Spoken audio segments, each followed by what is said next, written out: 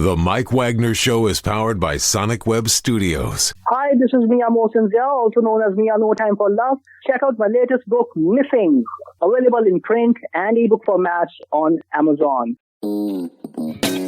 It's now time for The Mike Wagner Show, powered by Sonic Web Studios and sponsored by international award-winning author Mia Mosinzia of Missing. The Mike Wagner Show can be heard on over 40 podcast platforms, as well as HamiltonRadio.net, Diamonds FM, and themikewagnershow.com. We can be heard in over 100 countries, featuring over 1,000 well-known and amazing guests throughout the globe. And named one of the top 100 global podcasts in the New York Weekly Times, Hollywood Entertainment News, Los Angeles Weekly Times, Apple, and Chartable. So sit back and relax and enjoy another great episode of the award-winning Mike Wagner Show.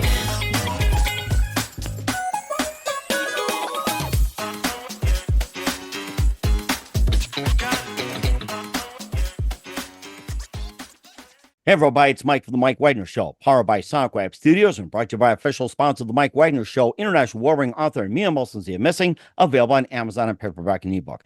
We're here with a terrific gentleman who's an art historian with 15 years of museum experience, including the director of education, program manager, and administrator, and focusing on strategic planning, community outreach, K-12 development, and volunteer training, management, and audience engagement in museum business. He also worked at the Hampton University, Smithsonian, and Metropolitan Museum of Art. And he has a brand new novel out which charts an urban Black youth's coming of age in Washington, D.C. during the 60s and 70s, blurring the line between literary and commercial fiction, which is written from the perspective of a gay Black man coming to terms with his race, sexuality, and chaos as well. It's a very interesting story, which is unique, and basically it's about love, difference, and leading to elevation and self-actualization, called The One Who's Gonna See You Through. Live, ladies and gentlemen, in Plus Studios in beautiful downtown Baltimore, the art historian, 15 years experience, museum experience. He worked at the Hampton University, Smithsonian, and Metropolitan Museum of Art. The author of his debut novel, The One Who's Going to See You Through and Will See You Through, ladies and gentlemen, the multi-talented John Steven Welch. John, good morning, good afternoon, good evening. Thanks for joining us today. Well, thank you for having me, Mike, and thanks for that introduction. Well, it's certainly worthy as well, too. And of course, you know, treasures like these will be around for a long time, so make sure this gets curated. So we'll just preserve it the best as possible, John. So I'll tell you that. Yes. So you've been an art historian with 15 years of museum experience, including Division of Education, program manager, and administration, focusing on strategic planning, community outreach, K-12 development, volunteer training, management, and audience engagement. You worked at the Hampton University, Smithsonian, and Metropolitan Museum of Art, and you have a debut novel which charts an urban Black youth's coming of age in Washington, D.C. during the 60s and 70s. And it is a story about unique author of love and difference, leading to the elevation and self-actualization. And this is a very, very unique story. And it's basically about written from perspective of gay Black man coming to terms with his race, sexuality, and chaos, called The One Who's Going to See You Through. And before getting all that, John, tell us how you first got started. Well, I think one thing to say is that you did an intro on my professional background. And when I was working professionally in museums, I was not writing creatively. And when I stopped working in museums full-time around 2012, then I sort of turned to, I guess, an embedded passion to write fiction, to write creatively. And so, I've been writing this book. I started really in around 2020, and wrote it basically during the pandemic. And, it was kind of the fulfillment of a lifelong dream to actually write fiction. And so I was very pleased to have the opportunity to do that, and the space and the resources to really take it on as a full-time endeavor. I think that there are a couple of things to say about this book. As you had mentioned, it is about a young gay Black boy who's raised by a loving, illiterate father in Washington, D.C.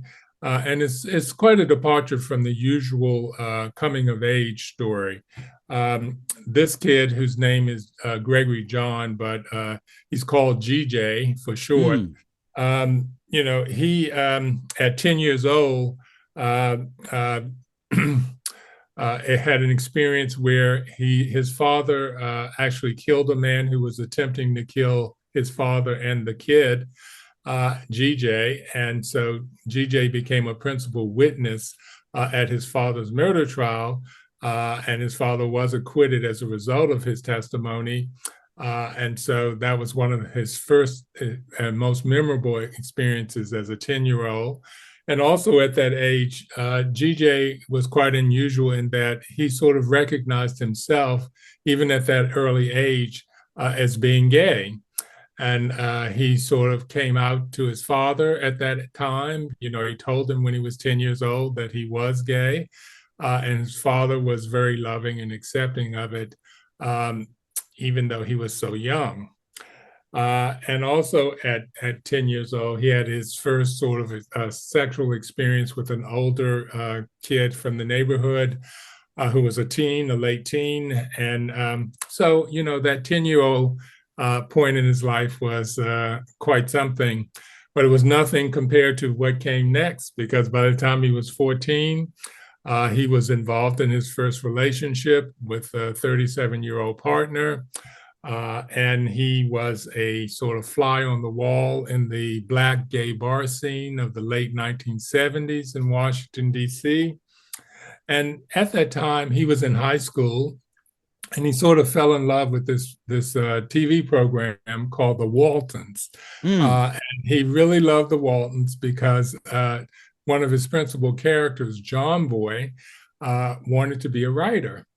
And something about that really resonated for GJ. I mean, he had the sort of germ of an idea that he too wanted to be a writer, but it really hadn't come to fruition at that point. It was just a, little tiny sapling, kind of a dream. And so he goes on with his life, and by 21, he's out of that first relationship, and he's become a college dropout by that point. And the thing that happens to him at that age, 21, he meets a 26-year-old congressional staffer who is white and Yale educated, and, becomes a great love of his life. And so 21 was a pretty momentous year, too, for him. Mm-hmm. And he moves on from there, and he begins to realize his dreams. He goes back to college, goes to Columbia University in New York and gets a BA. And then he goes on to Princeton University to get a master's degree and a PhD. So, that's just sort of a snapshot of GJ's journey, his life in this book. And so, he had a pretty anomalous kind of childhood and adolescence, but one that set him on a path that would be very fulfilling. Mm-hmm. And certainly does indeed. He had a really good, timeline just going through. And when he, came out, he was gay at 10 years old. What was that one precise moment for him that simply convinced him he was gay? Well, I think that it was a combination of factors. I mean, he grew up being perceived as gay from really his earliest memory. I mean, everything from his peers in his neighborhood to adults in his neighborhood to kids at his school, they all sort of teased him or identified him as gay.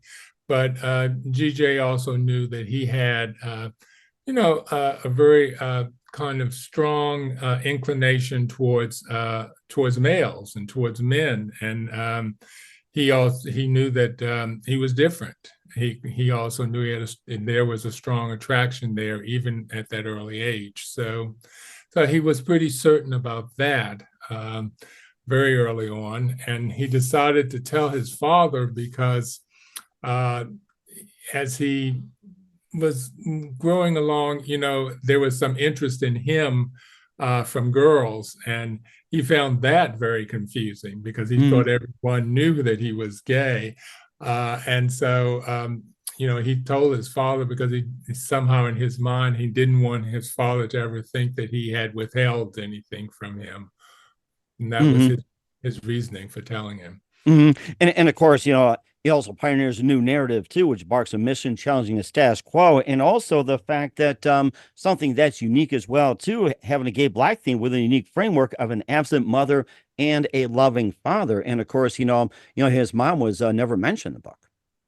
Yeah, his mom is mentioned in the book, and she's discussed. She's someone who, for a host of reasons, abandons her family, her husband and her child, to sort of pursue her addictions and her interests. And she kind of comes back into their lives unexpectedly at different junctures, but she's not at all a faithful or constant present in GJ's childhood. And I think that also may play a part of it, may not as well too, that and of course with the book as well too, just being unique as well. We'll talk more about the book, the one who's going to see you through, with John Steven Welch. But first, listen to the Mike Wagner Show at themikewagnershow.com, powered by Sonic Web Studios. Visit online at sonicwebstudios.com for all your needs. Look at a professional website without breaking your budget. Sonic Web Studios is the answer. Sonic Web Studios offers fast, affordable custom web designs at below the competition rate. Call today, 1-800-303-3960. That's 1-800-303-3960. Or email to support@sonicwebstudios.com. Mention Mike Wagner Show, get 20% off your first project. Sonic Web Studios, take your image to the next level. Also, time to give official shout out to our official sponsor of the Mike Wagner Show, international award-winning author Mia Molson-Zia. If you love fast-paced mysteries, you love Missing by Mia Molson-Zia, available on Amazon and paperback and ebook. Missing is fast-paced and intriguing with an unforgettable twist. Takes place in 4 countries, 2 strangers, 1 target, where truth is illusion and those who love be the first go missing. It's available on Amazon and paperback and ebook. Missing by Mia Molson-Zia has garnered great reviews. In Eve 11 endorsed by Howard celebrities, including Joanna Cassie, Forbes Riley, and Minos. So grab your copy today for Girls Missing by Mia Molson-Zia, available on Amazon. Also, check out the Mike Wagner Show at themikewagnershow.com on our 40 podcast platforms. Heard in 100 countries, including Facebook, SoundCloud, Spreaker, Spotify, and iHeartRadio. Also, Anchor FM, Apple Music, Pandora, and also on BitChute and Rumble. Make sure you subscribe. Also, subscribe on YouTube as well. Follow us on Facebook, LinkedIn, Instagram, Twitter, TikTok, and more. Take us with you on any mobile device. And for great gift ideas, go to Amazon.com. Check out the Mike Wagner Show podcast. T-shirts, pop sockets, throw pillows, tote bags, hoodies, makes great gifts 24/7. Go to Amazon.com. Check out the Mike Wagner Show podcast. And for more great gift ideas, go to Amazon.com/Mia Molson-Zia for great books like Missing, Once, and Wrinkles. Also T-shirts, pop sockets, hoodies, phone cases, and more. Amazon.com/Mia Molson-Zia. Check it out today and support the Mike Wagner Show on Anchor FM, PayPal, and the mikewagnershow.com. We're here with the art historian, 15 years of museum experience, and the author of the book, the one who's going to see it through, John Steven Welch, here on the Mike Wagner Show. And before we get back to the book, the one who's going to see you through, which is a groundbreaking novel. You spent some time in the museum as well, too, for 15 years. And tell us how you got into the arts as well. Well, when I was in graduate school, I had an opportunity to either go on 2 tracks. I could have become an academic or work in museums. And my interest really was working with the general public, teaching them about art and art history. And so, I started working in art museums and fell in love with that, and really found it very fulfilling to work with docents and to work with the general public and K through 12 audiences.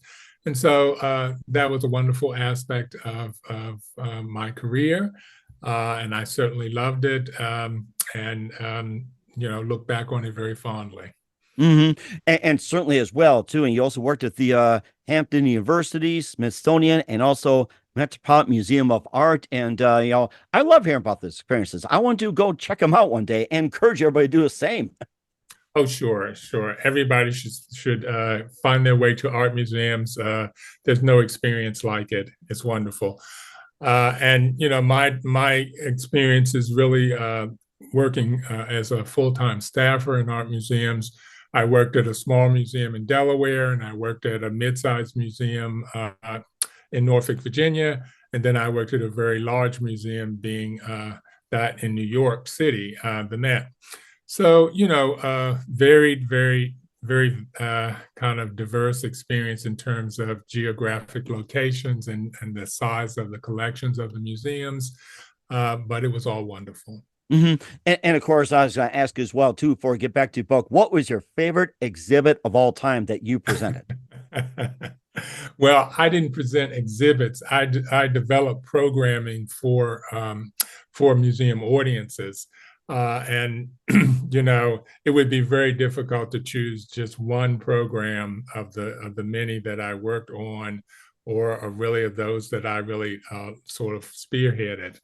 But the thing to say about working in museums and with the public at writ large is that there's nothing like sort of being the conduit or the catalyst for people actually making discoveries in art, learning about art, and connecting that to their life and to things that resonate for them. So, it's all about those kinds of connections when you're an educator in museums. Mm-hmm. And you certainly educate people very, very well as well, too, in all kinds of history, especially museum, books, and everything else. And of course, tell us about the journey going from, working in the museum over to being a writer. Tell us about your journey, about how you made your way, and that one moment to simply said, I'm going to be a writer. Well, I think that, as I said earlier, when I was, a high school student, there was something within me that really had this inkling towards wanting to write creatively, wanting to write fiction. But of course, there would be many, many, many years before I actually was able to pursue that. But that was really the genesis of that desire, that dream to write. And as I said, when I sort of stepped away from my museum career around 2012, then, that desire, that dream of writing fiction and writing creatively really did come to the fore. And, I really began with this book a few years later. And I spent about a year and a half really working on this book, the manuscript, writing it. And so, it was a dream fulfilled, a dream realized. And I really wanted to tell this particular story. I had read tons of gay literature and coming of age literature more generally, more broadly. And, I really hadn't seen a story quite like this one. So I really wanted to get this one out to the world. It sounds groundbreaking as well, too. And what are some of your favorite books growing up, and who are some of your favorite writers also growing up? Oh, my goodness. Well, I loved 19th century writers. I loved Jane Austen. I loved George Eliot. I liked Elizabeth Gaskell, Wilkie Collins, these 19th century writers. And then some of the contemporary writers that I've enjoyed more recently was Douglas Stewart, and Yana Hanagahara. I really loved her book, A Little Life. I found that very compelling. But, I spent a lot of time reading, of course, too, and read a lot of fiction. And there's so much, just cascades and cascades of books coming out, and so much that's really good and worth your time. And certainly indeed as well too that there are like a number of books out there, but it seems like over the past 2 years there's an increase in number of books being banned, challenged in school districts across the country, and of course it's kind of a trend that seems to pick up and up. And what's the one thing about the book that you find that's the most distinctive that shouldn't be banned? It seems like this carries a lot of power to it. Well, this book. I like to think that it has two core messages. And one of the messages is for anyone who is kind of, who feels that they're grappling with their sexual identity, even if that's at a very early age, like this character in the book, that is, the book is telling them it's okay to know yourself early. A lot of people would say, oh, no, you can't know that at that age, you're too young, it's impossible for you to know. And that may be true for many people. But as with this character, he was pretty certain, and there was never any deviation from that early age through, being a 60-year-old man. So, if you know yourself early, it's okay. It's fine. The other message in the book is that, if there's something that you really dream of doing, and even if it seems like it's absolutely impossible to realize that dream, hold it in your soul, as GJ did his dream for writing. And at some point, if you've held it in your soul, no matter how many years it takes, you will realize that dream. Because if it's really within you, in the way it was with this character, then you will realize it, And so that's a message to the readers and to the audience to don't give up on your dreams. And what else you want people to get from the book? Well, I also want people to have a sense of what it's like to grow up gay. A lot of people, there are so many literatures about people in adolescence and people in adulthood who are grappling with their sexual identity. And, that's probably much more commonplace than someone who is very young, someone who is, elementary school age, very young in elementary school, being gay identified by their community, by their school, by their peers, and also knowing within themselves that they are gay, and sort of growing up with that. And that was GJ's experience in the book. And of course his presence as well too, it seemed to make a much more powerful statement. We've had in the past, you had the regular the regular whites and coming out gay. Of course you had the Asians coming out, and you also had Hispanics, but it seems like in the Black community or African American, seems like this is the most powerful. Well, that's a very interesting thing. Certainly homophobia is something that is prevalent within the African American community, as it is in others. And, the way that GJ negotiates that, because he has to, but also because of his unique sort of gifts and personality, and his support system in his father, because generally young gay Black boys, the male figure in their lives is often very much opposed to them being gay, or they experience homophobia from their male sort of father or male role model. And so his experience was quite different, quite anomalous, in that he had a father who was, very almost stereotypically masculine, but who was still very supportive of his gay child and his gay son.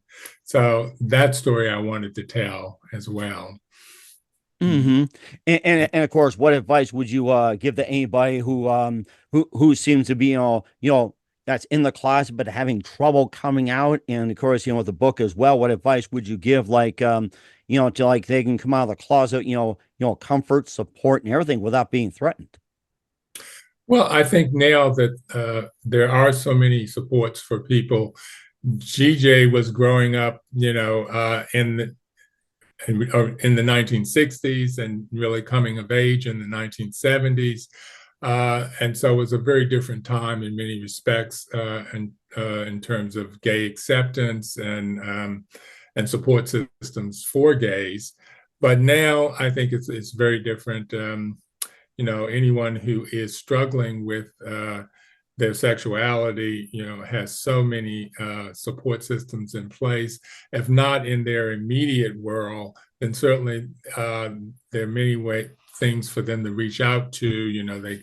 Their organizations, their support groups, there's online, there's an incredible amount of information. So I don't think people have to feel like they're alone or on their own in that experience now.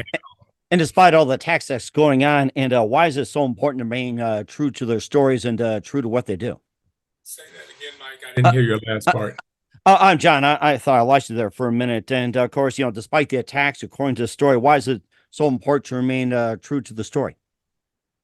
Well, it's important to remain true to yourself, whatever your struggles may be with identity. I mean, GJ had to grapple with race and class much more than he did have to grapple with his sexuality, because his sexuality was something that he had a comfort level with internally very early on and throughout his life.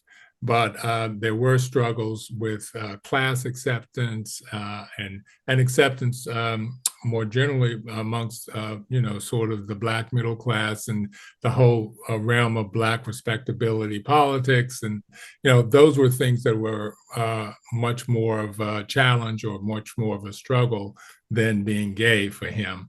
But, that too was an anomalous aspect of his journey. And so I was so happy that I was able to bring that out in the character and the story. And certainly as well. And where can we find your book at, John? Well, you can find the book, oh my goodness, on Amazon, of course. The book is available through Barnes & Noble. The book is available now, I think, through other outlets. All you have to do is just type my name, John Steven Welch, and all of the places where you can get the book will come up. I also have a website, jswelchbooks.com, where you can read information about me as the author, learn more about the book, see what sort of reviews the book is getting from readers and from other sources. So that's a good place to go as well. All right. Well, certainly check that out. What's coming up for author John Steven Welch of The One Who's Going to See You Through? We'll find out just 1 minute. You listen to The Mike Wagner Show at themikewagnershow.com, powered by SoundCloud Studios, and brought to you by official sponsor of The Mike Wagner Show, international warring author Mia Molson's Missing. We'll be back with the author of The One Who's Going to See You Through, John Steven Welch, after this time out. The Mike Wagner Show is powered by Sonic Web Studios. If you're looking to start or upgrade your online presence, visit www.sonicwebstudios.com for all of your online needs. Call 1-800-303-3960 or visit us online at www.sonicwebstudios.com to get started today. Mention The Mike Wagner Show and get 20% off your project. Sonic Web Studios. Take your image to the next level. Hey everybody, my name is Forbes Riley, and I'm an American actress and a TV host. And I was delighted when I got my copy of Missing, which is Extraordinary Relation of Ordinary People based on a real life relationship. It's well written. It's amazing. It talks about a man who has lost his wife and his daughter, and it's very well done. I'm going to highly recommend that you go get your copy of Missing. It is a powerful, exciting read. Mr. Mian Moshe Zia. He is the author of Missing. And I want to give a big shout out and a kiss all the way halfway around the world to my dear friend. Check him out at Mia's website. It's called www.miamosenzea.com. Missing, available on Amazon. Again, I'm Forbes Riley, and I will see you again soon. Bye-bye. Hey, this is Ray Powers, and boy, are you in luck. Right place, right time. Tuned in to The Mike Wagner Show. You heard me.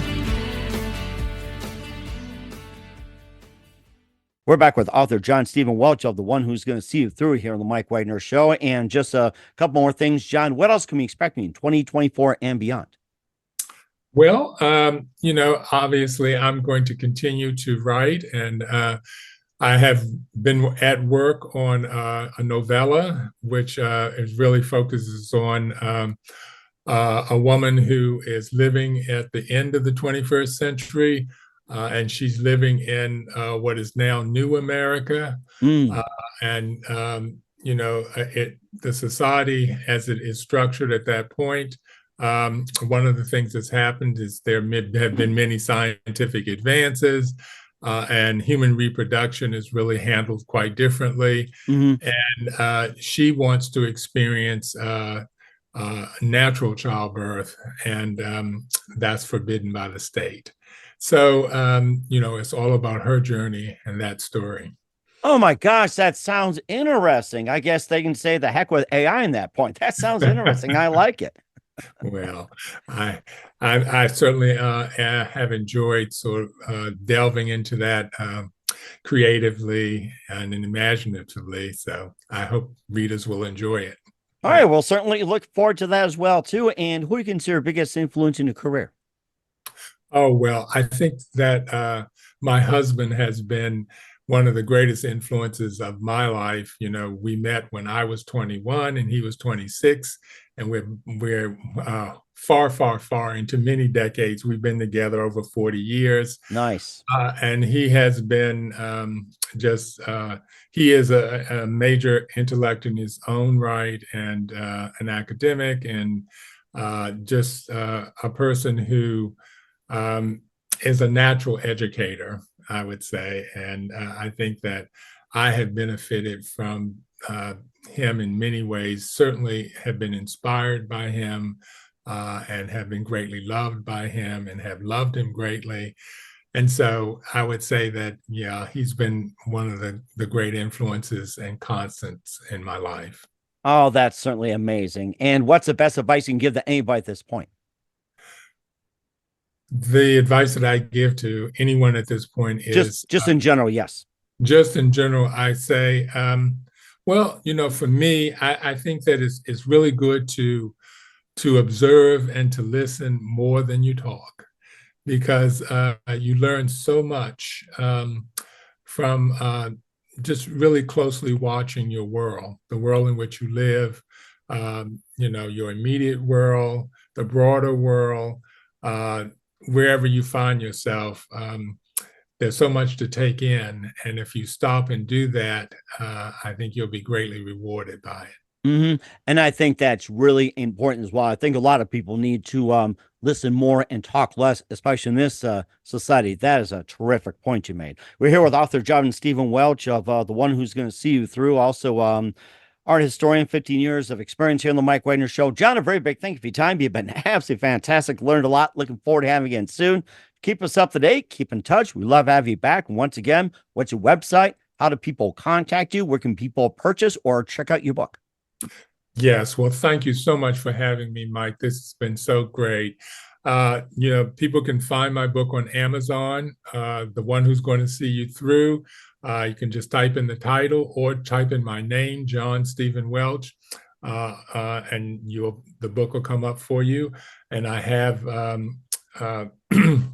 e-reader or paperback or hard copy, so whatever you prefer. And of course, you can find me on my website, jswelchbooks.com. So go there. If you ever want to ask me questions or get in contact with me, there's a contact form on the website. So I would encourage people to do that. We'll certainly do that as well. Once again, John, a very big thank you for your time. You've been absolutely fantastic. Looking forward to having you again soon. Keep us up to date. Keep in touch. We'd love to have you back. We wish you all the best. And John, you definitely have a great future ahead of you. Well, thank you, Mike. I appreciate that. The Mike Wagner Show is powered by Sonic Web Studios. If you're looking to start or upgrade your online presence, visit www.sonicwebstudios.com for all of your online needs. Call 1-800-303-3960 or visit us online at www.sonicwebstudios.com to get started today. Mention The Mike Wagner Show and get 20% off your project. Sonic Web Studios. Take your image to the next level. Hey everybody, my name is Forbes Riley, and I'm an American actress and a TV host. And I was delighted when I got my copy of Missing, which is Extraordinary Relation of Ordinary People based on a real life relationship. It's well written. It's amazing. You know, it talks about a man who has lost his wife and his daughter, and it's very well done. I'm going to highly recommend that you go get your copy of Missing. It is a powerful, exciting read. Mr. Mian Moshe Zia. He is the author of Missing. And I want to give a big shout out and a kiss all the way halfway around the world to my dear friend. Check him out at Mia's website. It's called www.miamoshenzea.com. Missing, available on Amazon. Again, I'm Forbes Riley, and I will see you again soon. Bye-bye. Thanks for listening to The Mike Wagner Show, powered by Sonic Web Studios. Visit online at sonicwebstudios.com for all your needs. The Mike Wagner Show can be heard on Spreaker, Spotify, iHeartradio, iTunes, YouTube, Anchor FM, Radio Public, and themikewagnershow.com. Please support our program with your donations at themikewagnershow.com. Join us again next time for another great episode of The Mike Wagner Show.